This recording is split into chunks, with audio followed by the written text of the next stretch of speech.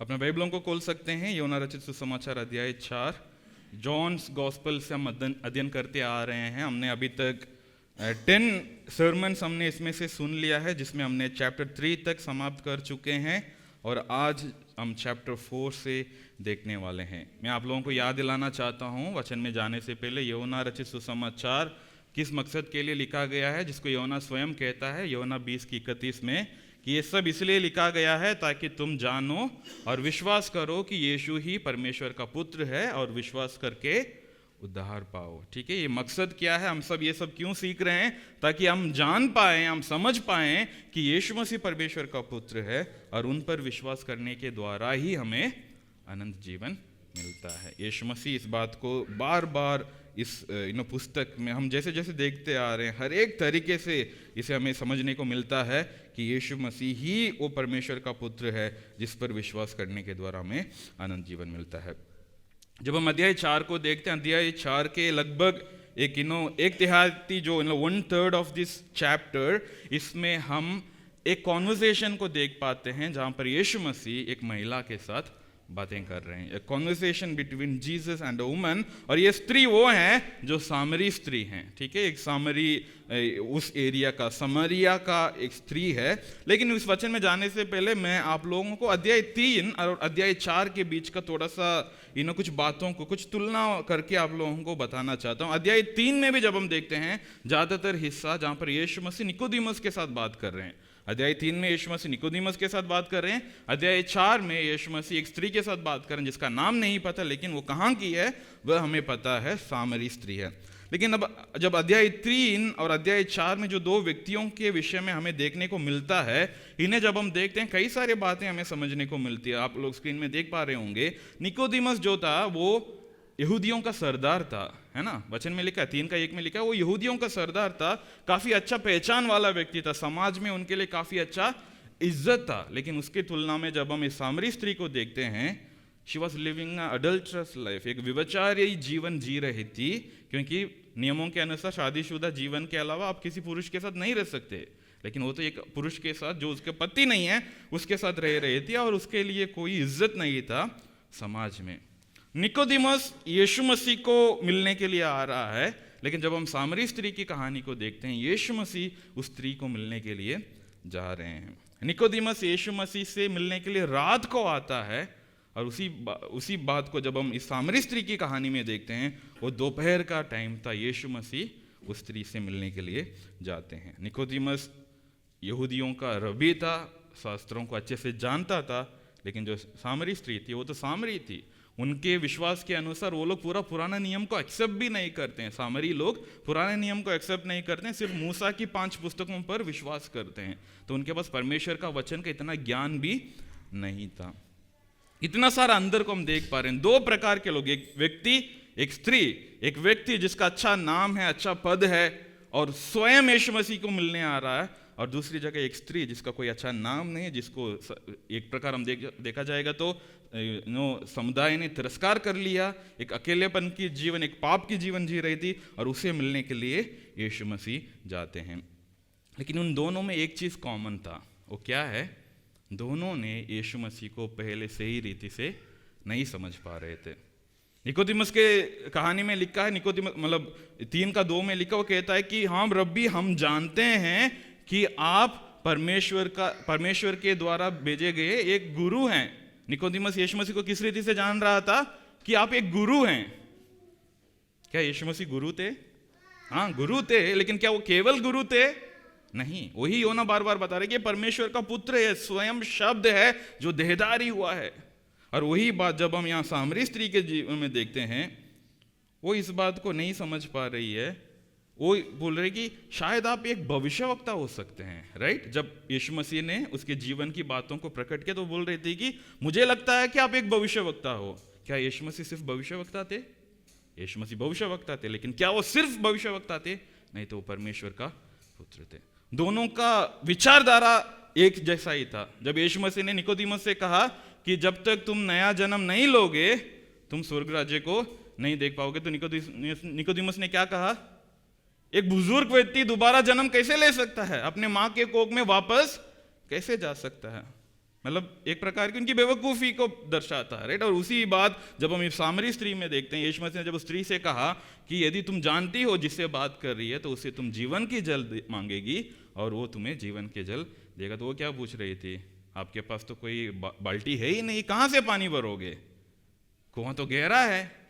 अज्ञानता, दोनों अलग प्रकार के लोग थे। एक समुदाय में बहुत प्रसिद्ध व्यक्ति था, अच्छा जाने माने व्यक्ति था, अच्छा अच्छे रिप्यूटेशन थे, और दूसरा अलग था, लेकिन दोनों की विचारधारा अज्ञानता में था। लेकिन आज हम ध्यान देने वाले हैं चैप्टर 4, जो इस सामरी स्त्री के जीवन से जो हम देखने वाले हैं। इसमें से आज हमारा संदेश का टाइटल ये रहेगा, हाउ टू इवेंजलाइज इफेक्टिवली। एक प्रभावशाली तरीके से सुसमाचार हमें कैसे शेयर करना है। इनफैक्ट आप देखोगे चैप्टर 3 और चैप्टर 4 में यीशु मसीह इवेंजलाइज कर रहे हैं, दो प्रकार के लोगों को यीशु मसीह सुसमाचार सुना रहे हैं। और आज जो चैप्टर 4 में सामरी स्त्री के साथ जो यीशु मसीह की कॉन्वर्सेशन है, उसमें से हम इस बात को देखने वाले हैं कि किस रीति से हमें एक प्रभावशाली तरीके से सुसमाचार सुना सकते हैं हम। उसके लिए सबसे ज़रूरी बात है कलीसिया, हम सब जानते हैं, वचन इसकी बार बार हमें बुनियादी बातों के तरफ हमें इसकी हमारे ध्यान को लेकर के जाता है कि सुसमाचार हमारी सामर्थ्य की काम नहीं है, पवित्र आत्मा के द्वारा ही वो कार्य होता है। चाहे हम जितना भी मेहनत कर लें, यदि पवित्र आत्मा का कार्य वहाँ पर नहीं होता तो असफल हो जाता। तो ये तो हमारी ब्रॉडर अंडरस्टैंडिंग है, ठीक है। पवित्र आत्मा की सहायता से ही हम सुसमाचार शेयर कर सकते हैं, लेकिन पवित्र आत्मा के मदद को हमें किस रीति से प्राप्त करनी है, उसे हम यहाँ पर आज समझ पाएंगे। इवेंजलिज्म क्या होता है, हम सब जानते हैं। यीशु मसीह जब मृत्यु को हराकर जी उठने के बाद और स्वर्ग आरोहण होने से पहले मत्ती 28 के 18-20 में यीशु मसीह क्या कहते हैं, जाओ और सारे जातियों के बीच में जाकर के चेले बनाओ और उन्हें पिता पुत्र पवित्र आत्मा के नाम से बपतिस्मा दो। यानी जाकर के सुसमाचार सुनाना है। यीशु मसीह के विषय में सुसमाचार हमें सुनाना है। हर एक मसीह के लिए एक कमांडमेंट है जो वो मिस नहीं कर सकते। यीशु मसीह ये नहीं कह रहे हैं कि यदि तुम्हारे पास समय है, यदि तुम्हारी मन है, यदि तुम्हें लगता है तो तुम जाके शेयर करो, ऐसा नहीं है। ये हर एक व्यक्ति के लिए दिया गया एक आज्ञा है। तो इस आज्ञा को प्रभावशाली तरीके से पूरा करने के लिए हमें वचन का ज्ञान होना बहुत ज़रूरी है। और आज हम देखने वाले हैं, हम कैसे एक प्रभावशाली तरीके से सुसमाचार सुना सकते हैं। 3 बातों को मैं आज आप लोगों के साथ शेयर करने जा रहा हूँ, जो बहुत ही प्रैक्टिकल है। मैं बहुत ही कोई सुपर नेचुरल स्पिरिचुअल चीज़ों को बात करने वाला नहीं हूँ। प्रैक्टिकल बातें जो दिन प्रतिदिन की एक्टिविटीज़ में आप ले सकते हैं, वो है। पहली बात है, बिना किसी पूर्वाग्रह के संपर्क करें। Approach without prejudice. यहाँ पर इस संदर्भ को मैं आप लोगों को पहले समझाना चाह रहा हूँ, ठीक है। इसमें थोड़ा सा आपको समय लगेगा, बट इसमें थोड़ा हिस्टोरिकल कॉन्टेक्स्ट को हमें लेना ज़रूरी है। अप्रोच करना है हमें, सबसे पहले जो शब्द है, हमें संपर्क करना है, हमें जाकर के मिलना है, ठीक है। यीशु मसीह ने आज्ञा में क्या कहा, जाओ करके कहा। मत्ती 28 के 19-20 में वही लिखा है ना, हमें जाना है। ये नहीं लिखा है कि बुलाओ, बुलाने के समय होता है, या वो लोग खुद आते हैं। जैसे निकोदिमस की जीवन में हम देखते हैं, निकोदिमस खुद यीशु मसीह को मिलने आया। लेकिन आज्ञा क्या है हमारे लिए कि हमें जाना है। We have to step out of our comfort zone. हमारी घर से हमें बाहर निकलना है, हमारी क्षेत्र से हमें बाहर जानी है, हमारी जो सहूलियत है उससे हमें बाहर लेकर के जाना है, तभी सुसमाचार प्रचार होती है। अप्रोच करना है कि किसी के नज़दीक जाना है, किसी से वार्तालाप शुरू करनी है, किसी के प्रॉब्लम्स को सुनने के लिए हमें तैयार होना है। सुसमाचार सुनाने का सबसे पहला और ज़रूरी मापदंड क्या है कि आपको अप्रोच करना है लोगों को। You have to approach people. वचन 4 को देखिएगा, लिखा है और उसको सामरिया से होकर के जाना अवश्य था। अभी यूहन्ना यहाँ पर क्यों कैटेगोरिकली लिख रहा है कि यीशु मसीह यहूदिया से, मतलब 1, 2, 3 वचन को स्किप कर रहा हूँ, ठीक है। यीशु मसीह यहूदिया से गलील की ओर जा रहे हैं, तो यूहन्ना यहाँ पर क्यों लिख रहा है कि यीशु मसीह को सामरिया से होकर के जाना था। अब जब मैप में देखेंगे, सदर्न साइड में यहूदिया होती है और नॉर्थर्न साइड में गलील होते हैं, और उसके बीच में जो ज़मीन है वो सामरी इलाका है। और यहूदी लोगों के और सामरी लोगों के बीच में इतना बनती नहीं थी। इनफैक्ट वो लोग एक दूसरे को नफरत करते थे, क्योंकि अगेन हिस्टोरिकली गोइंग, सुलेमान राजा के बाद उनका बेटा जब रेहोबाम राजा बना, उस समय पर इज़राइल का देश दो हिस्सों में बांटा, राइट, नॉर्दर्न किंगडम और सदर्न किंगडम। सदर्न किंगडम में यहूदा गोत्र था और उनके साथ एक और थे, और बाकी 10 गोत्र मिलकर, 10 ट्राइब्स मिलकर एक अलग देश बने थे, और जिसमें था सामरिया इलाका। और यहाँ के लोग क्या कर रहे थे, परमेश्वर के वचन के विरोध जाकर इज़राइल के बाहर के देशों के साथ शादी में रिश्ते जुड़े, और उस रीति से उनका एक मिक्स्ड कल्चर एक वहाँ पर उत्पन्न हुआ। इसलिए यहूदी लोग उनसे नफरत करते थे। वचन 9 में लिखा है, यूहन्ना उसको ब्रैकेट में डालकर हमें बताता है, क्योंकि यहूदी सामरियों के साथ किसी प्रकार का व्यवहार नहीं रखते। जो ग्रीक वर्ड वहां पर इस्तेमाल किया गया वो इस प्रकार बताती है कि यहूदी सामरी लोगों के साथ बर्तन भी एक्सचेंज नहीं करते, एक साथ कोई काम नहीं करते, एक ही सामान्य स्थल पर आकर के खड़े नहीं होते। सामरी लोगों के लिए एक अलग जिंदगी है जिसके साथ यहूदी लोग जुड़ना नहीं चाहते हैं। तो एक यहूदी को यहूदिया से गलील की तरफ जाना है तो ये लॉन्ग रूट लेगा, समारिया को पूरा बाईपास करके बाहर से जाएगा। इतना परिश्रम इसलिए करता है ताकि वो सामरी लोगों के बीच में से होकर ना जाए। इतना नफरत था एक दूसरे के बीच में। इस कॉन्टेक्स्ट को आपको समझना जरूरी है। लेकिन यहाँ पर हम जानते हैं कि यीशु मसीह भी यहूदिया से गलील की ओर पद यात्रा में वॉक करके जा रहे हैं, काफी थके हुए हैं। वचन 6 में लिखा है, और याकूब का कुआं भी वहीं था, यानी सामरी उस इलाका में सुकार नामक एक शहर है, वहां पर यीशु मसीह अभी पहुंच रहे हैं। और लिखा है, यीशु मार्ग का थका हुआ और कुओं पर यूं ही बैठ गया। मतलब यीशु मसीह चलते चलते आ रहे थे, and he was so tired. तो उस कुएं को देखा, जो कुएं, मतलब इसमें ज्यादा नहीं जाना चाहता हूं, इस कुएं को किसने खोदा? याकूब ने खोदा, अपने बेटे यूसुफ के लिए तोहफे के तौर पर दिया। और उतने साल पहले जो वेल जो डिग किया गया था, और यीशु मसीह के समय तक उसमें से पानी आ रही थी, सब लोग इस्तेमाल कर रहे थे। लिखा है, ये बात छठे घंटे के लगभग हुई थी। थका हुआ एक यीशु, ये इस बात को दिखाता है कि यीशु मसीह बेशक परमेश्वर थे, लेकिन जब इस धरती पर थे वो इंसान की तरह ही जी रहे थे। ही फेल्ट हंगर, उनको प्यास लगा, उन्हें गुस्सा आया, वो दुखी हुए।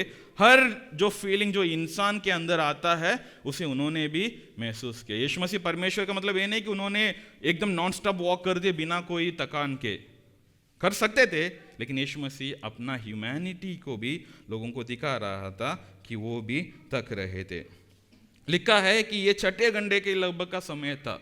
यहूदी लोग समय को कैसे काउंट करते हैं? सुबह 6 बजे उनके लिए मॉर्निंग होता है, सुबह 6 बजे उनके लिए मॉर्निंग होता है। तो दिन का छठे घंटे मतलब सुबह 6 बजे से 6 आवर्स ऐड करेंगे तो क्या आता है? दोपहर का 12 बजे। 12 बजे जो कटकती धूप जिसे कहते हैं, मतलब बहुत सन अपना पीक में रहता है।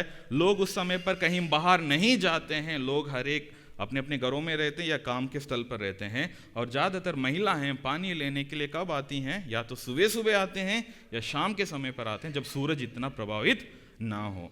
लेकिन यहाँ पर एक स्त्री को हम देख पा रहे हैं, उस दोपहर में, उस धूप के बीच में, उस पानी के कुओं के पास पहुँच रही थी। वचन 7 में उसके आखिरी भाग में जब हम देखते हैं, वहाँ पर यीशु मसीह कहते हैं, मुझे पानी पिला, मुझे पानी पिला। Jesus was indeed thirsty. यीशु मसीह इतना लंबा यात्रा करके थके हुए उस वेल के पास जब बैठे हुए थे, उस स्त्री को देखकर, उस सामरी स्त्री, जिस स्त्री के साथ यहूदियों को कोई संपर्क नहीं रखना है, जिनको एक प्रकार की छुआछूत की तरह देखा जाता, उन्हें टच नहीं करना, उनकी चीज़ों को लेना नहीं है, उनके साथ बातचीत तक नहीं करना है, उनके आमने सामने भी नहीं जाना है। लेकिन उस स्त्री के सामने यीशु मसीह बैठकर एक विनती रखते हैं कि मुझे पानी पिला, मुझे पानी पिला।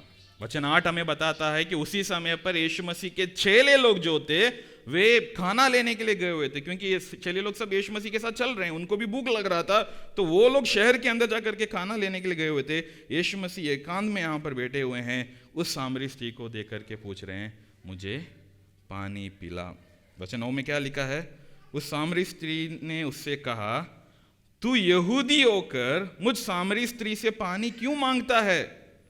अगेन ब्रैकेट में जो मैंने पहले बताया था, क्योंकि यहूदी सामरियों के साथ किसी प्रकार का व्यवहार नहीं रखते। सामरी स्त्री जानती थी कि सामने जो व्यक्ति बैठा है वो यहूदी है, क्योंकि यहूदियों का कपड़ा पहनने का ढांचा अलग होती है, और खास करके जो रबी लोग होते हैं, यीशु मसीह एक रबी तो वो टीचर थे, वो इन आराधनालय में जाकर के प्रचार करते थे। यीशु मसीह का वस्त्र को देख करके वो जान पाती थी कि ये यहूदी व्यक्ति है। वो पूछ रही है कि तुम एक यहूदी होकर मुझ सामरी स्त्री से पानी क्यों मांगता है। सुसमाचार सुनाने का एक प्रभावशाली तरीका का विषय ये होता है कि जब हम बिना कोई जजमेंट के, बिना कोई असम्पशन के जब लोगों के पास पहुंचते हैं। लोग जानते हैं कि मुझे स्वीकार करने के लिए कोई नहीं है। सामरी स्त्री जानती थी, और बेशक वो क्यों दोपहर के समय पर आकर के पानी ले रही, उसका संदर्भ भी हम जानते हैं, क्योंकि वो ऐसे एक जीवन में जी रही थी जहां पर उसे समाज के लोग देखेंगे तो अलग प्रकार की सवाल पूछेंगे, तो उन सब से बचने के लिए अपने आप को उस धूप में लेकर के आ रही, ताकि जब लोग नहीं रहेंगे तब मैं चुपचाप पानी लेकर के चले जाती हूँ। लेकिन वहां पर यीशु मसीह उसे अप्रोच करते हैं। अब वचन 4 हमें समझ में आएगा, जब लिखा है और उसको सामरिया से होकर जाना अवश्य था। यीशु मसीह को उस दिन सामरिया से होकर के जाना अवश्य इसलिए था क्योंकि यीशु मसीह उस स्त्री से मिलना चाहते थे। Jesus wanted to meet that lady at that well, इसलिए यीशु मसीह उस दिन सामरिया से होकर के जा रहे थे। यहां पर जब इस संदर्भ को देखते हैं, आप समझ पा रहे होंगे कि यीशु मसीह अलग अलग प्रकार की गलत विचारधाराओं को तोड़ रहे हैं। He is breaking so many barriers. पहला बैरियर उन्होंने क्या तोड़ा? The barrier of Jew and a Samaritan. एक यहूदी और सामरी के बीच की जो दीवार है उसे यीशु मसीह तोड़ रहे थे। जैसे लिखा है कि यहूदी लोग सामरी लोगों के साथ किसी भी प्रकार के लेन देन नहीं रखना चाहते हैं, और यहूदी लोग इतना नफरत करते थे, सामरी शब्द को अपने मुंह से लेना पसंद नहीं करते हैं। इसलिए यीशु मसीह जब वो अच्छा सामरी की कहानी सुनाकर जब फिर उस व्यक्ति से पूछता है, अब बताओ इनमें से तुम्हारा पड़ोसी कौन है, तो उस व्यक्ति ने क्या जवाब दिया? ये नहीं कहा कि वो सामरी व्यक्ति जिसने मदद किया, उसने यही कहा वो व्यक्ति जिसने उसकी मदद की। सामरी नाम तक लेना नफरत करते थे, लेकिन यहां पर हम देख पा रहे हैं यीशु मसीह उस कल्चरल बैरियर को, the barrier of Jew and a Samaritan, उसे यीशु मसीह उस दिन वहां पर तोड़ रहे हैं। कलीसिया, यदि हमें एक प्रभावशाली तरीके से सुसमाचार सुनानी है, हमें इस प्रकार की गलत धारणाओं को पहले छोड़ना है। अरे ये वो लोग हैं, उनके साथ जाएंगे तो अच्छा नहीं होगा, उनसे बात करना ही बेकार है, उनके पास क्यों जाना है, उनका जीवन शैली को देखो, कैसे जीते हैं, देखो किस प्रकार की बोली बोलते हैं, देखो अच्छा नहीं है। आपको नहीं पता उनकी बैकग्राउंड क्या है, ये कैसे काम करते हैं, आपको नहीं पता। यदि हम इस प्रकार की विचारधारा के साथ रहते हैं, हम एक प्रभावशाली सेवकाई नहीं कर पाएंगे। दूसरा बैरियर उस दिन यीशु मसीह ने जो तोड़ा वो है the barrier of male and female. एक स्त्री और पुरुष के बीच की जिस दीवार को यीशु मसीह ने उस दिन तोड़ा। यहूदी लोग खास करके पब्लिक प्लेस में महिलाओं के साथ बात नहीं करते, और खास करके एक यहूदी रबी जो है, स्टोरी ये बताती है यहूदी रबी अपने परिवार की महिलाओं के साथ भी बात नहीं करता बाहर जाके। They lived life of segregation, जहां पर वो महिलाओं के साथ पब्लिक में बात नहीं करते, लेट अलोन एक सामरी स्त्री के साथ बात करना। आप सोच रहे हो कि यीशु मसीह एक यहूदी, एक रबी, एक स्त्री जो सामरी है और ऊपर से पाप में जीने वाली स्त्री है, उसके साथ पब्लिकली बात करें, क्योंकि वेल जो है वो पब्लिक स्पेस है जहां पर हर प्रकार के लोग आते हैं। वचन 27 को जब हम देखें, आप लोग बाइबल में देखिएगा, लिखा है इतने में उसके चेले आ गए और अचंबा करने लगे कि वह स्त्री से बात कर रहे थे। यीशु मसीह के चेले जो यीशु मसीह के साथ रह रहे थे, यीशु मसीह को स्त्री के साथ बात करते हुए देखकर सरप्राइज्ड हो गए थे, मार्वल्ड हो गए थे, ये रबी क्यों एक महिला के साथ पब्लिकली बात कर रहा है। यदि हमें एक प्रभावशाली सेवकाई करनी है, प्रभावशाली रीति से सुसमाचार सुनानी है, हमें इस प्रकार की जो ओल्ड ट्रेडिशन है या इस प्रकार की जो गलत विचारधाराएं हैं, इसे भी हमें तोड़ना जरूरी है। We have to value everyone. इसलिए मैंने पहले कहा कि we have to approach without prejudice. किसी भी प्रकार की पूर्व क्या बोलते हैं आग्रह के पहले से अज्यूम मत करो कि ये व्यक्ति तो ऐसे होगा।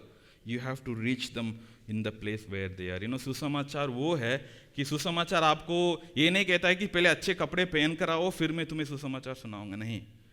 वो जो परिस्थिति में है उसी परिस्थिति में हमें जाकर के पहुंचाना है, वही सुसमाचार होता है। उस दिन यीशु मसीह ने इस बैरियर को भी तोड़ा। और तीसरा बैरियर है the barrier of Holi and unholy. एक पवित्र और अपवित्र का उस दीवार को भी यीशु मसीह ने तोड़ा। जैसे मैं बार बार बोलते आ रहा हूं, ये स्त्री एक अच्छी जीवन जीने वाली स्त्री नहीं थी, एक पाप भरा जीवन जीने वाली स्त्री थी। और यीशु मसीह परमेश्वर स्वयं इंसान के रूप में इस धरती पर जी रहे थे बिना कोई पाप किए, लेकिन यीशु मसीह उस स्त्री के साथ बात करने के लिए तैयार हो गए।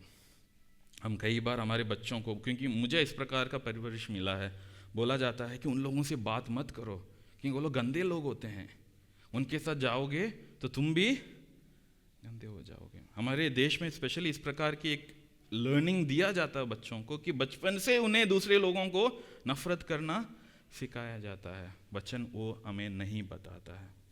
इनफैक्ट यीशु मसीह के ऊपर एलिगेशन यही लगा हुआ था कि ये तो चुंगी लेने वालों के साथ रहता है, ये तो पापियों के साथ रहता है, ये व्यभिचारियों के साथ रहता है। लेकिन वो लोग जो यीशु मसीह के साथ आकर के रहते थे, उनका जीवन परिवर्तित जो हो रहा था उसे कोई नहीं जान रहा था। आज यदि आपको एक प्रभावशाली तरीके से सुसमाचार सुनानी है तो उसके लिए हमें इन दीवारों को तोड़ना जरूरी है।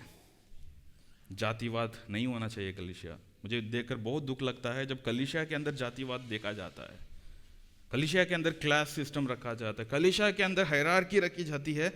हम किस परमेश्वर की आराधना कर रहे हैं? क्या परमेश्वर ने ये बात हमें बताया? वचन हमें इसकी शिक्षा दे रही है कि वचन में लिखा है कि अब मसीह में ना कोई यहूदी ना कोई यूनानी है, हम सब एक हैं, हम सब एक देह के हैं। समझना जरूरी है। कलीसिया हमें इस बात को समझना जरूरी है। प्रभावशाली तरीके से सेवकाई करने का दूसरा प्रिंसिपल है एंगेज विदाउट कॉन्डेसेंशन। बिना किसी अहंकार के बातचीत करें।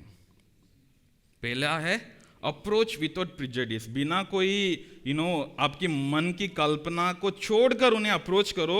और दूसरा है आपके अंदर मैं पवित्र हूं करके वो अहंकार होना नहीं चाहिए। कई बार लोग बात करते हैं, उसी में उनकी कॉन्डेसेंडिंग टोन आपको सुनाई देता है कि उनकी बोली में आपको समझ में आता है कि ये हमारी टोंट मार रहे हैं ना। हमें ऐसा नहीं होना चाहिए। यीशु मसीह उस स्त्री के साथ कॉन्वर्सेशन को शुरू करते हैं।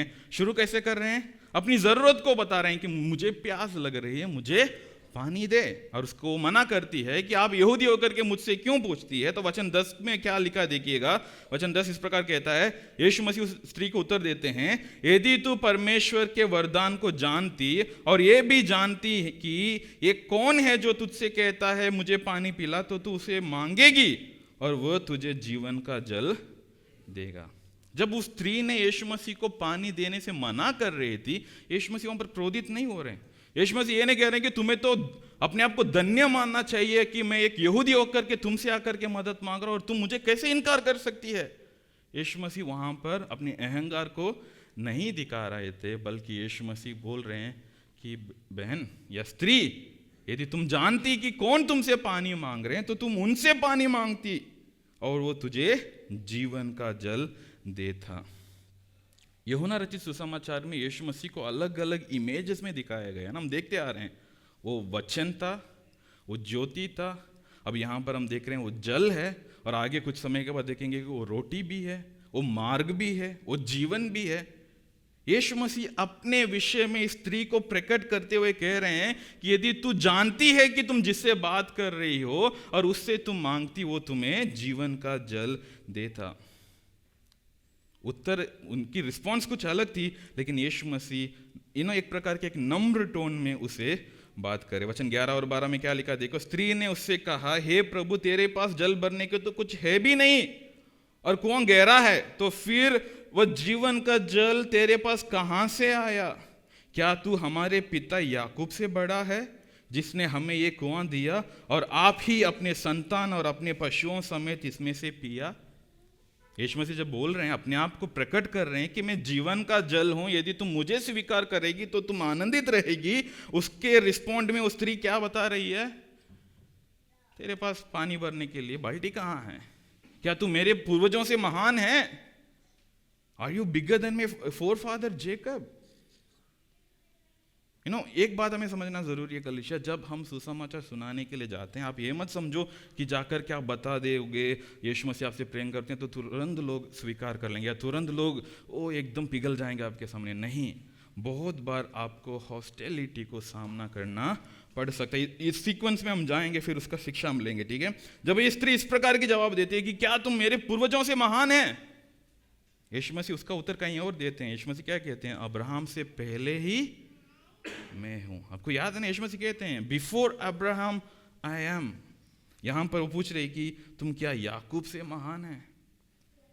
उस स्त्री यीशु मसीह को सही से नहीं जान पा रहे। हम आगे बढ़ेंगे, वचन 13 और 14 में यीशु मसीह दोबारा उसे उत्तर देते हैं। लिखा है, जो कोई ये जल पिएगा वो फिर प्यासा होगा, परंतु जो कोई उस जल में से पिएगा जो मैं उसे दूंगा वो फिर अनंत काल तक प्यासा ना होगा, वरन जो जल मैं उसे दूंगा वो उसमें एक स्रोत बन जाएगा और अनंत जीवन के लिए उमड़ता रहेगा।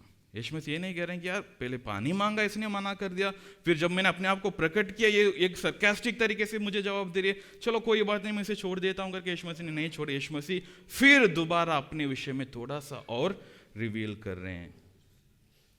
क्या लिखा है?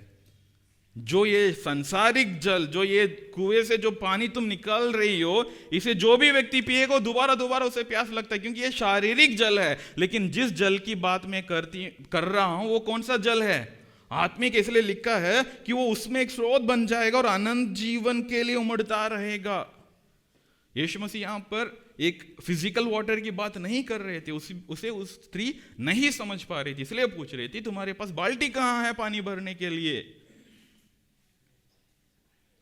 हमें जब सुसमाचार सुनाने के लिए परमेश्वर भेजता है या हमें मौका मिलता है, कलीसिया इस बात को हमें जानना जरूरी है, सामने वाले लोग अज्ञानता में जी रहे हैं, उनकी आत्मिक आंखें बंद की गई हैं, उन्हें परमेश्वर का ज्ञान नहीं है। तो जब हम परमेश्वर की इस रहस्य की बातें, द मिस्ट्रीज ऑफ गॉड को जब हम उनको बताते हैं, वो उसे सांसारिक तरीके से अज्यूम करेंगे।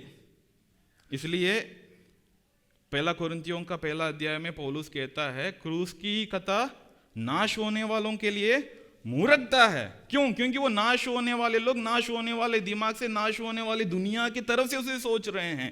लेकिन यीशु मसीह यहां पर क्या कह रहे हैं? जो जल मैं तुझे दूंगा उसे जब तुम पिएगा तुम अनंत काल के लिए प्यासा ना होगा। यीशु मसीह डायरेक्टली उस स्त्री के जीवन से बात कर रहे हैं। ये स्त्री अपने रिश्तों में प्यासी है, 5 बार शादी कर चुकी है, लेकिन उसे वो प्यास नहीं बुझा। अब 6वां एक व्यक्ति के साथ जी रही है जिसे उसने अपना पति भी नहीं बनाई, और उस स्त्री से यीशु मसीह कह रहे हैं मुझसे ये जल ले ले, ये तुम्हारे जीवन में अनंत काल का स्रोत बन जाएगा। समझ नहीं पा रही थी। अगेन वचन 15 में देखो, लिखा है स्त्री ने उससे कहा हे प्रभु वो जल मुझे दे ताकि मैं प्यासी ना हूं और ना जल भरने को इतनी दूर। अगेन सरकास्टिकली जवाब दे रही है कि अच्छा इतना बड़ा सुविधा है आपके पास तो मुझे दे दो, तो मुझे इतना कष्ट उठाने की जरूरत नहीं है, मुझे हर दिन यहां पर आकर के कुएं से पानी उठाने की जरूरत नहीं, वो जल दे दो ताकि वो ओवरफ्लो होता रहे मेरे घर से, मैं पीती रहूंगी। यीशु मसीह आत्मिक बातों की बात कर रहे थे और उस स्त्री उसे कॉम्प्रिहेंड नहीं कर पा रहे। अभी कुछ समय के लिए हम अपने आप को यीशु मसीह की जगह पर रखते हैं, ठीक है। आप यीशु मसीह जैसे सर्वज्ञानी है, सर्वव्यापी है, सब कुछ जानते हैं, स्त्री की पास्ट को जानते हैं, प्रेजेंट को जानते हैं, फ्यूचर को जानते हैं, सब कुछ जानते हैं, और आप उस स्त्री के सामने इतना नम्रता से बात कर रहे हैं और वो स्त्री इस प्रकार की जवाब हमें देती है, तो हम क्या उत्तर देंगे? हम तो एक बार रिजेक्शन मिलते ही हमें लगता है कि अभी पलट के मार दें, है ना। हमें लगता है कि मेरी बात नहीं सुनती है, चलो अभी मैं बताता हूं तुम्हारी सच्चाई क्या है, तुम्हारी चिट्ठी खोल देता हूं। यीशु मसीह की पेशेंस को, यीशु मसीह की जेंटलनेस को ये देखो। आगे वचन 16 से 18 में जब हम देखते हैं, लिखा यीशु ने उससे कहा इतना कुछ हो गया, ठीक है, वो एक प्रकार मॉक कर रही है जीसस को, पानी दे दो मैं घर जाके पीते रहूंगी। यीशु मसीह ने उससे कहा जा अपनी पति को यहां बुला ला। स्त्री ने उत्तर दिया मैं बिना पति की हूं। यीशु ने उससे कहा तू ठीक कहती है, मैं बिना पति की हूं, क्योंकि तू 5 पति कर चुकी है और जिसके पास तू अब है वह भी तेरा पति नहीं। और इसके आगे का शब्द ध्यान देना, ये तूने सच ही कहा है। जब उस स्त्री का पाप को यीशु मसीह वहां पर प्रकट कर रहे हैं, तब भी यीशु मसीह की कोमलता को देखो वहां पर।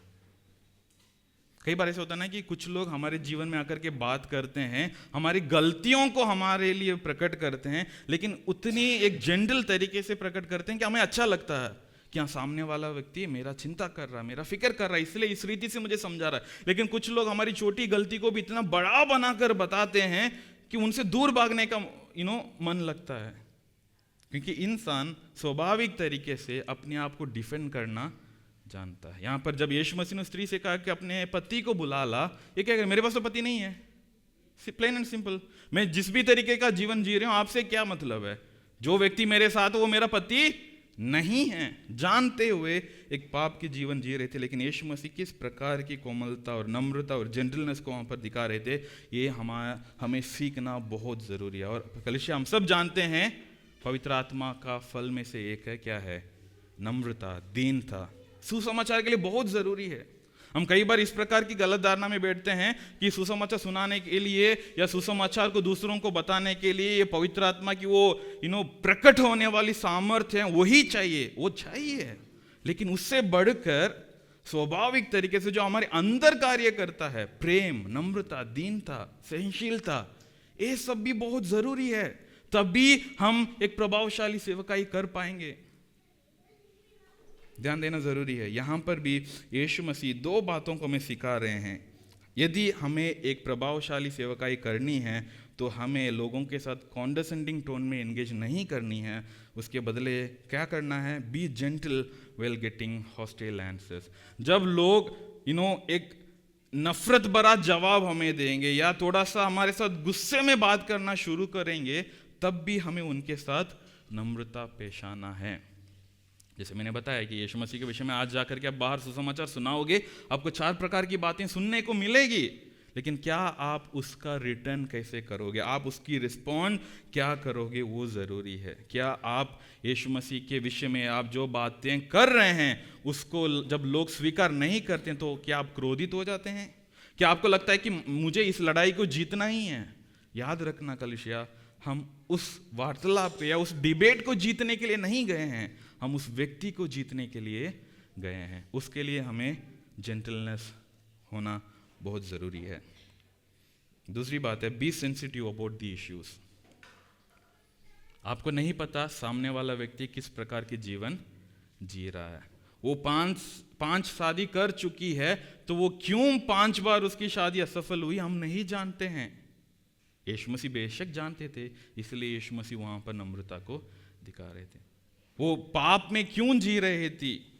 इंसान स्वाभाविक तरीके से पाप हमारे शरीर में है, हम सब जानते हैं, वचन में लिखा है जब हम प्रभु को ग्रहण करते हैं परमेश्वर उस पाप से हमें मुक्ति देता, हमें पवित्र करता, हमें सब जानते हैं। लेकिन ये स्त्री यीशु मसीह को अब तक नहीं जानती है, परमेश्वर को नहीं जानती है, वैसे एक जीवन में जी रही है। तो वो वहां पर क्यों जी रही है? वो उनकी सेंसिटिव टॉपिक है, उसे हमें बहुत जेंटली हैंडल करना जरूरी है।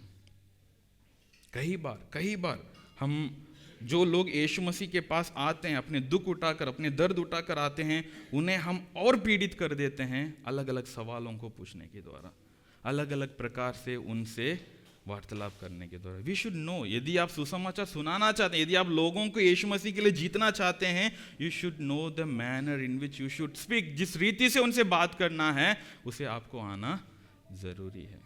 Be sensitive about their issues. वो जो परिस्थिति में होकर के जा रहे हैं, कई बार ऐसे होता है कि कोई व्यक्ति बीमार है तो जाके तुरंत बोल देते हैं कि तुमने प्रार्थना नहीं किया होगा इसलिए परमेश्वर ने बीमारी तुम्हारे ऊपर भेज दिया। भैया, ये कहां पर लिखा है? We have to be very polite and we have to be sensitive church, क्योंकि लोग अपने फीलिंग्स को इतना जल्दी किसी के सामने नहीं रखते, और जब रखना चाह रहे हैं तो हम उन्हें उनकी भरोसे को नहीं तोड़ना चाहिए। We should engage without condescension. और तीसरी और आखिरी बात है, इन सबसे बढ़कर बहुत जरूरी बात है, हमें सच को साझा करना है। We should share the truth. आगे बढ़ते हैं, वचन 19 में लिखा है, जब ये सब ये पति की बात बताते ही जब यीशु मसीह ने उसे कहा कि तुम ठीक कह रहे हो, तुम्हारे पास कोई पति नहीं है, हालांकि तुम्हारे पास 5 पति थे, उसे तुम छोड़ चुके हो, अभी जिसके साथ रह रही हो वो तुम्हारे पति नहीं है। वचन 19 में उस स्त्री क्या कहती है, देखो, स्त्री ने उससे कहा, हे प्रभु, मुझे लगता है कि तू भविष्यवक्ता है। अब इस स्त्री का थोड़ा सा अकल खुल रही है, लग रहा है कि अच्छा, इसने तो मेरी जिंदगी की सब कुछ बता दिया, तो शायद ये, मुझे लगता है, वैसे ही निकोदिमस को लगा यूहन्ना 3:2 में कि हम जानते हैं कि तू परमेश्वर की ओर से भेजा गया गुरु है। सेल्फ असम्पशन में लोग जी रहे हैं, अपने आप में सच्चाई की एक परिभाषा देकर उसी की आराधना कर रहे हैं। बहुत सच्चाई है मसीहत में भी।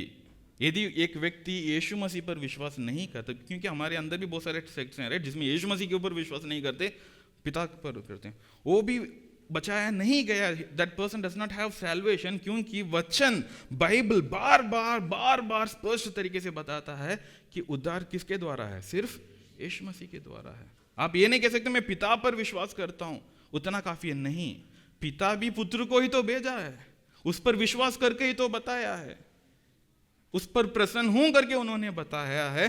तो उस सच को पूर्ण रीति से जानना और उसे साझा करना हमारे लिए जरूरी है। सच क्या है आपको पहले पता होना जरूरी है। सच क्या है? सच वचन है, परमेश्वर का वचन है।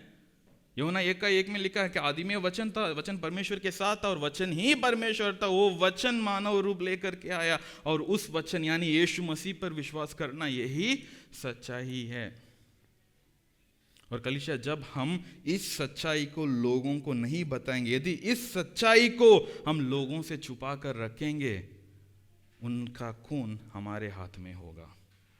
आप बड़ा पोलाइट बन जाओ, बड़ा अंडरस्टैंडिंग हो जाओ, लोगों को स्वागत कर लो, घर बुला लो, खाना खिला लो, बता दो बहुत कुछ, लेकिन यदि इस सच्चाई को नहीं बोलोगे कि तुझे सिर्फ एक व्यक्ति बचा पाएगा, उनका खून आपके हाथ में। यदि प्रभावशाली तरीके से आपको सुसमाचार सुनानी है तो आपको सच बोलना आना चाहिए। वचन 20 में क्या लिखा है? हमारे बाप दादाओं ने इसी पहाड़ पर आराधना की और तुम कहते हो कि वह जहां आराधना करनी चाहिए वो यरूशलेम में है। जब इस्राएल देश 2 हिस्सों में बांटा और सामरी लोग इस प्रकार के मिक्स्ड कल्चर बन चुके थे, तो उसके बाद यहूदी और इस्राएल इनके बीच में बहुत अलगाव हो गया था, बहुत बड़ा एक डिफरेंस बन गई थी। यहूदी लोग तो यरूशलेम में आराधना करते थे, लेकिन सामरी लोग अपने लिए गिरासिम पर्वत के ऊपर परमेश्वर का नाम का कुछ बना दिया और वहीं पर जाके आराधना कर रहे थे। याद करना जरूरी है, पुराने नियम में सच्चा आराधना करने का एक ही स्थल था, वो क्या था? यरूशलेम का मंदिर। वहीं पर परमेश्वर का प्रेजेंस वास करता था, वहीं पर लोगों को जाकर के आराधना करना था। लेकिन सामरी लोग अपने लिए एक सच्चाई बना लिया, तुम लोग वहां करो, कोई बात नहीं, हम दोनों के बीच में लेन देन नहीं है, तो हम यहां कर रहे हैं। हमें यहां पर एक पर्वत मिला है गिरासिम, यहां पर हमारे बाप दादाओं ने ये करके आ रहे हैं, हम यहीं पे करते जाएंगे। बहुत बार लोग झूठ को सच्चा मानकर उसी में खुशी का जीवन जीते हैं। जितने भी लोग यहाँ पर बैठे हैं, आपकी आत्मिक आंखें आज खुली है तो आप इस बात को जान पाएंगे कि परमेश्वर ने जब आपकी आंखों को खोला, उसके पहले आप भी उस झूठ को सच्चा मानकर उसका अनुसरण कर रहे थे। स्त्री वही कर रही है, हमारे बाप दादा कर रहे हैं। आप क्यों कर रहे हो? नहीं पता, बाप दादा कर रहे थे, मेरा माँ ने मुझे सिखाया, मैं अपने बच्चे को सिखा रहा हूँ, बात खत्म। सच्चाई कहाँ है उससे वो नहीं समझ पा रहे। जैसे मैंने पहले बताया था, सामरी लोग पूरा पुराने नियम को भी विश्वास नहीं करते हैं, क्योंकि पुराने नियम, उसके बाद तो ये सारा डिवीजन, ये युद्ध हो रहे हैं ना, तो वो लोग उससे नहीं मानते हैं, सिर्फ मूसा की 5 किताबों पर विश्वास करते हैं। तो वहां से तो वो लोग जानते हैं, लेकिन फिर भी अपने लिए एक सच्चाई को बना लिया और उसी पर टिके हुए हैं। वचन 21 से 24 जब देखते हैं, यीशु मसीह उत्तर देते हैं, ठीक है, यहां से ध्यान देना बहुत जरूरी है। यीशु ने उससे कहा, हे नारी, मेरी बात का विश्वास कर कि यह समय आता है कि तुम ना तो इस पहाड़ पर यानी गिरासिम पर पिता की आराधना करेगी, ना यरूशलेम में। तुम जिसे नहीं जानते उसकी आराधना करते हो और हम जिसे जानते हैं उसकी आराधना करते हैं, क्योंकि उद्धार यहूदियों में से है। परंतु वह समय आता है, वरन अब भी है, जिसमें सच्चे भक्त पिता की आराधना आत्मा और सच्चाई से करेंगे, क्योंकि पिता अपने लिए ऐसे ही आराधकों को ढूंढता है। परमेश्वर आत्मा है और अवश्य है कि उसकी आराधना करने वाले आत्मा और सच्चाई से आराधना करें। ध्यान देना, यहां पर तो पर्सनल इश्यूज की बात हो रही थी, पानी की बात हो रही थी, कि क्या लाइफस्टाइल जी रही थी उसकी बात हो रही थी, और अचानक आराधना यहां पर कहां आ गया?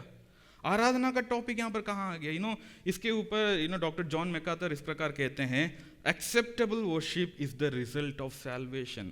जब आप सच्ची रीति से उद्धार पाएंगे तभी एक सच्चा आराधना करने का स्वभाव आपके जीवन में आएगा।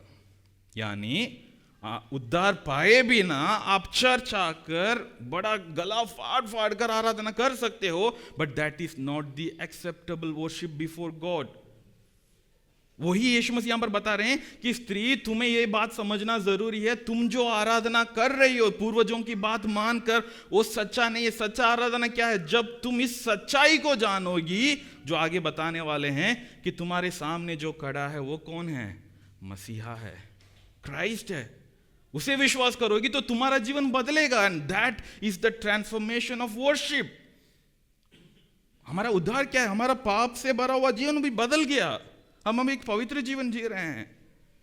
परमेश्वर यीशु मसीह उसी को वहां पर उस स्त्री को बता रहे हैं। Acceptable worship is the result of salvation. जब आप सच्ची रीति से उद्धार पाएंगे तब आप सच्चा आराधना करेंगे। सच्चा आराधना में गीत नहीं होता, सच्ची आराधना में हाथों को उठाना नहीं होता, सच्ची आराधना में कीबोर्ड नहीं होगी, गिटार नहीं होगी, लाइट्स नहीं होगी, लिरिक्स नहीं होगी। सच्ची आराधना आपकी परिवर्तित जीवन है। जब आप उसे करोगे परमेश्वर आपके जीवन को ग्रहण करेगा। इसलिए लिखा है, अवश्य है कि उसकी आराधना करने वाले आत्मा और सच्चाई से आराधना करें। वर्शिप के विषय में यीशु मसीह 3 बातों की स्त्री को बताते हैं। देखो, worship is not bound to a place. आराधना जो है एक स्थल पर, एक जगह पर सीमित नहीं है, गरासीम में या यरूशलेम में नहीं है। मैं आराधना के विषय में प्रचार करते वक्त भी मैंने ये बताया कि कलीसिया के अंदर होने वाली बात आराधना नहीं है। It is not bound in between 4 walls. कोई पर्वत पर नहीं है, कोई गिरजाघर पर नहीं है, कोई बेसमेंट पर नहीं है। वर्शिप को आप किसी भी स्थल के अंदर सीमित नहीं रख पाएंगे। You have to worship and your life.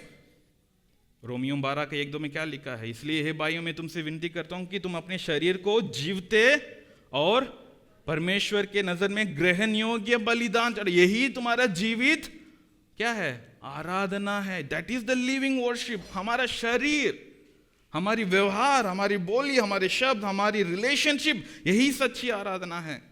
दूसरी बात वर्शिप के विषय में यीशु मसीह उस स्त्री को क्या कह रहे हैं? True worship comes when you know God truly. यीशु मसीह वहां पर कह रहे हैं कि ये स्त्री, तुम जो नहीं जानती उसकी आराधना करती हो, लेकिन हम जिसे जानते हैं उसकी आराधना करते हैं। यीशु मसीह की आराधना यीशु मसीह को जानकर करना है कलीसिया। आजकल जब हम सोशल मीडिया में देखते हैं, बहुत सारे जवान लोगों को बड़ा कॉन्सर्ट्स या चर्च की इवेंट्स में बुलाया जाता और पता नहीं रॉक कॉन्सर्ट जैसा लगता है, बड़ी नाचते हैं। ठीक है, गैदरिंग की तरह ठीक है, कॉन्सर्ट की तरह ठीक है, बट उसको कभी भी वर्शिप ना कहें। वो वर्शिप नहीं है, क्योंकि उस कॉन्सर्ट में आकर, उस गानों को सुनकर, उसमें ठुमका लगाना, नाचना, और उसके बाद यदि जीवन वैसे ही वापस जाता है, वो पाखंडी वाला आराधना है। यीशु मसीह वही कह रहे हैं कि जब तक तुम नहीं जानती जिसकी आराधना तुम कर रही हो, तुम सच्ची रीति से आराधना कलीसिया। इसलिए मैंने कहा कि सच्चाई को साझा करने से पहले हमें सच्चाई स्वयं जानना जरूरी है। सच्चाई क्या है? यीशु मसीह सच्चाई है, उस सच्चाई को जान लो। तीसरी बात आराधना के विषय में यीशु मसीह क्या कह रहे हैं? True worship is not just a lip service. क्योंकि यीशु मसीह आत्मा और सच्चाई में होकर आराधना करने वालों को खोज रहा है करके वचन हमें बताता है। यीशु परमेश्वर इसलिए पुराने नियम में इजराइल लोगों के विषय में ये कहते हैं कि ये लोग तो मुंह से मेरी महिमा करते हैं, लेकिन इनका हृदय मुझसे दूर है। आज आपको समझना ज़रूरी है। जब आप यहाँ आके हाथ उठाते हैं, जो लिरिक्स स्क्रीन में दिखता है उसे सुनकर गाना गाते हैं या जो भी करते हैं, क्या वो सिर्फ आपके होठों से हो रही है, आपके हृदयों से हो रही है? समझ लो कलीसिया। और यही सच्चाई हमें लोगों को बताना है। सैल्वेशन सच्ची आराधकों को उत्पन्न करता है। जब यीशु मसीह ने इतनी बातों को बता दिया, वचन 25 में उस स्त्री क्या कहती है, देखो, मैं जानती हूं मसीह जो क्रिस्त कहलाता है आने वाला है। जब वह आएगा तो हमें सब बातें बता देगा। ये स्त्री अभी धीरे धीरे उस सच्चाई की ओर आ रही है। उसको समझ में आ रहा है कि हाँ, हमें पता है कि एक मसीहा आने वाला है, उस सारी सच्चाई को हमारे लिए प्रकट करेगा। तो वचन 26 बहुत ही पावरफुल स्टेटमेंट आप देखना। यीशु मसीह उस स्त्री को उत्तर देते हैं, मैं जो तुझसे बोल रहा हूं वही हूं। कलीसिया, आपको पता है this is the first time जहां पर यीशु मसीह अपने आप को मसीहा के तौर पर एक व्यक्ति को एक्सप्लिसिटली इंट्रोड्यूस कर रहे हैं। वचन में लिखा है ढूंढो करके नहीं, मैं हूं तुम्हारे सामने खड़ा। और वो स्त्री कौन है? जो समाज से तिरस्कार की गई स्त्री, इजरायली को बाकी लोगों से नफरत प्राप्त करने वाली स्त्री, जिसे लोग उसके साथ इंटरेक्ट करना पसंद नहीं करते हैं। लेकिन उस स्त्री को यीशु मसीह आकर के कह रहे हैं कि जो तुमसे बात कर रहा है वही वो मसीहा है। यीशु मसीह से ही कहा कि पापियों को ढूंढने के लिए, खोए हुओं को ढूंढने के लिए ही मसीहा आया है। यीशु मसीह को पवित्र लोगों की जरूरत नहीं है।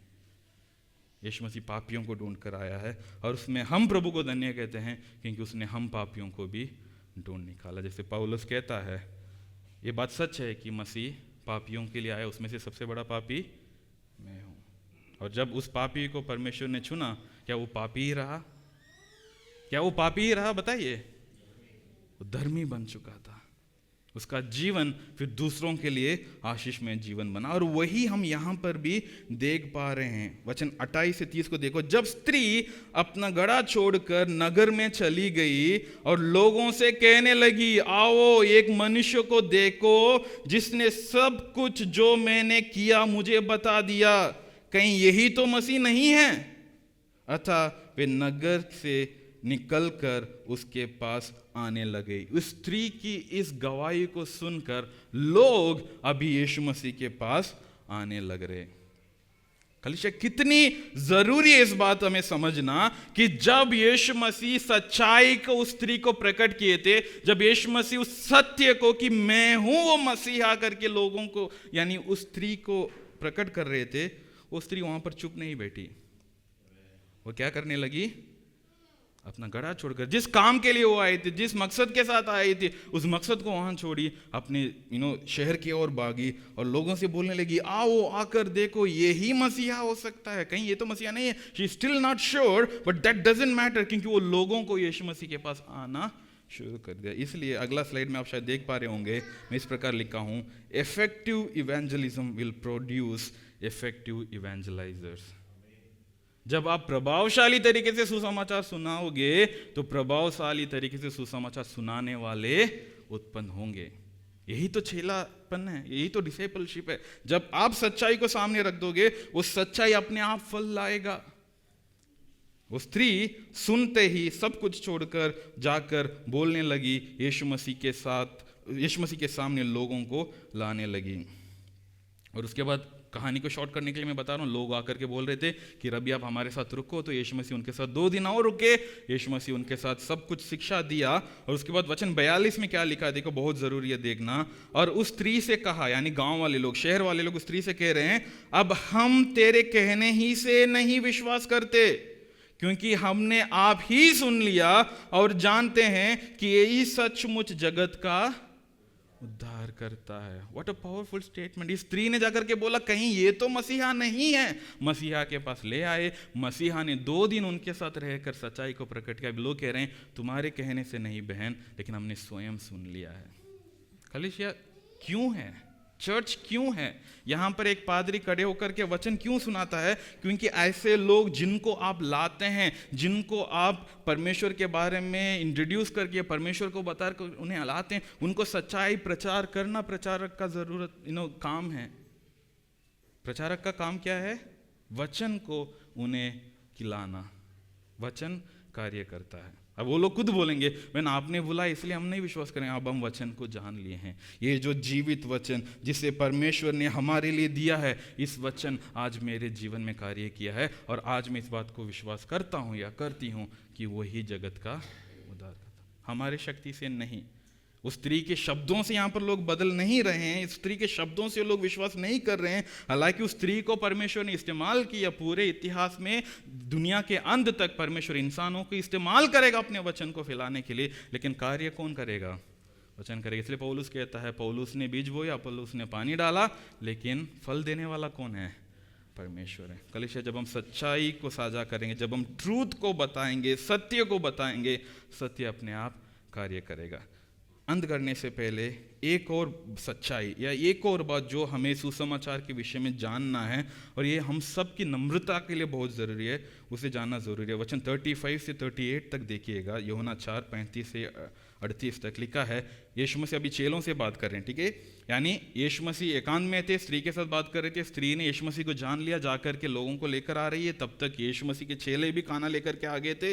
चेले पूछ रहे थे कि रब्बी खाना खा लो। यीशु मसीह कह रहे हैं कि मेरा तो पेट भर गया भैया, मुझे तो किसी और भोजन मिल गया। ये सारी बातें हो गई, ठीक है? और अब गांव के लोग, शहर के लोग आ रहे हैं, और यीशु मसीह अपने चेलों के और मुंह फेर कर कह रहे हैं, क्या तुम नहीं कहते कटनी होने में अब भी 4 महीने पड़े हैं? देखो, यानी यीशु मसीह उस भीड़ को दिखाते हुए कह रहे हैं, मैं तुमसे कहता हूं अपनी आंखें उठाकर खेतों पर दृष्टि डालो कि वे कटनी के लिए पक चुके हैं। ये जो सामरी शहर से जो लोग आ रहे हैं, ये लोग हार्वेस्ट के लिए तैयार हैं, क्योंकि ये सच्चाई की खोज में अब हमारे पास आ रहे हैं। काटने वाला मजदूरी पाता है और अनंत जीवन के लिए फल बटोरता है, ताकि बोने वाला और काटने वाला दोनों मिलकर आनंद करें। क्योंकि ये यहाँ पर ये एक कहावत ठीक बैठती है, बोने वाला और है और काटने वाला और है। मैंने तुमसे ये खेत काटने के लिए भेजा जिसमें तुमने परिश्रम नहीं किया, दूसरों ने परिश्रम किया और तुम उनके परिश्रम के फल में भागी हुए। आज यहाँ पर मैं खड़े होकर के आप लोगों के लिए वचन सुना रहा हूँ, तो शायद आप में से सब लोगों के जीवन में मैंने मेहनत नहीं किया। आपके जीवन में अलग अलग लोगों ने मेहनत किया, शायद वो लोग आज दुनिया में भी नहीं हैं, लेकिन उसका फल आज मैं खा रहा हूँ। आज जिनके लिए मैं बीज बो रहा हूँ, उनका फल कोई और खाएगा। And this is the reality of gospel. यही सुसमाचार प्रचार का सच्चाई है कि आप जिसे बोते उसी को आप अपने लिए नहीं रखोगे, वो आने वाले पीढ़ी के लिए, किसी और के लिए होगा। लेकिन सच्चाई क्या है? बोने वाला और काटने वाला दोनों आनंद में शामिल होता है। बोने वाला इस आशा के साथ उस आनंद में शामिल होता है कि मैंने जो बीज बोया उसे परमेश्वर फलदायक बनाएगा, और काटने वाला उस कटनी को देखते हुए आनंदित होगा कि प्रभु मैं आपको धन्यवाद देता हूं कि इन लोगों को आपने सच्चाई जानने में मदद किया। कलीसिया, इस नए साल में हम प्रवेश कर चुके हैं। इनफैक्ट डीबीएफ गुड़गांव की साल की पूरा थीम ही यही है, द ईयर ऑफ इवेंजलिज्म। सुसमाचार प्रचार करने का ये साल है, और हम शुरुआत से देख रहे हैं किस प्रकार की विरोध हमारे सामने आ रही है, और हम तो जॉन्स गॉस्पेल को स्टडी कर रहे हैं, और मैं आशा करता हूँ आने वाले समय पर हम इसको पूरा कंटिन्यू करेंगे। लेकिन आज ये बात बहुत ही क्लियरली हमारे शिक्षा के लिए आई है कि हमें एक प्रभावशाली सुसमाचार सुनाने वाले बनना है। तो उसके लिए 3 बातें हैं, स्क्रीन में आप लोग देख पा रहे होंगे। क्या क्या है? अप्रोच विदाउट प्रिजुडिस, बिना किसी पूर्वाग्रह के संपर्क करें। एंगेज विदाउट कॉन्डेसेंशन, बिना किसी अहंकार की बातचीत करें। शेयर द ट्रूथ, सच को साझा करो। प्रैक्टिकल बातें हैं। प्रार्थना, पवित्र आत्मा की सामर्थ्य तो मैंने पहले बता दी, वो तो जरूरी है, उसके बिना तो आप कुछ कर ही नहीं सकते।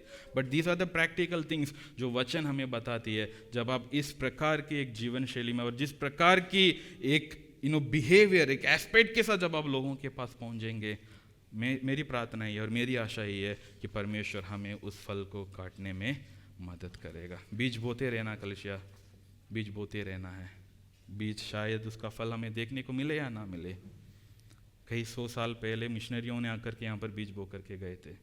शायद उनमें से कई सारे लोग अपने जीवन काल भर एक भी विश्वासी को नहीं देखा होगा, लेकिन आज हम देख रहे हैं। आज हर गली में, हर गांव में, हर क्षेत्र में परमेश्वर की आराधना करने वाले आराधक के खड़े हैं, क्योंकि किसी ने बीज बोया इस बात की परवाह किए बिना कि क्या मैं उसका फल काट पाऊँ या नहीं पाऊँ। खड़े हो जाएं, अपने आपको परमेश्वर के हाथों में समर्पण करेंगे।